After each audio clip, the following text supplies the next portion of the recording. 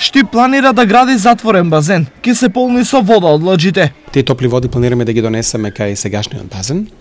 Планираме да распишеме сега јавен оглас за продажба на тоа место, каде е планирано не само да има покриен базен, да има, да речеме, аквапарк, планирано изградба на хотел, катна гаража и некои други содржини. Намерата на општината е да го развие пливањето како спорт и да придонесе за неговата популаризација меѓу младите. А пливањето како спорт навистина влијае да целото тело се развива. Значи и градниот кош, и коскиниот систем, и мускулатурата, па и интелигенцијата.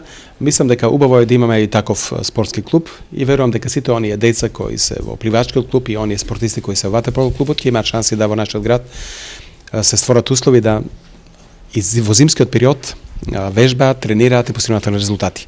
За таа цел, денес е потпишан меморандум за соработка со пливачко ватерполо клубот и договорен заеднички проект за укажување на опасностите при пливање и капање. Овој проект ќе се реализира во основните и средните училишта, значи во наредните 4 години во месец мај ќе делуваме превентивно со предавања, значи на дечињата да ја објасниме кои се опасностите додека се на летните одмори и екскурзии кога престојуваат во близина на реки, езера, базени. Зад себе овој клуб има 25 годишна традиција, а пред себе многу млади деца кои сонуваат за пливачка кариера. Неа сега може да ја развијат само поединци, токму поради недостигот на затворен базен.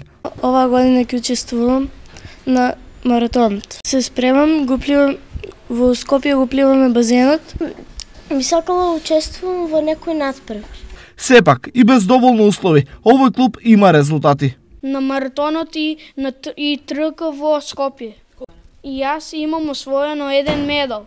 Секако успесите на овие деца, но и на Штип како општина ќе бидат многу поголеми доколку се создадат услови за тренинг преку целата година.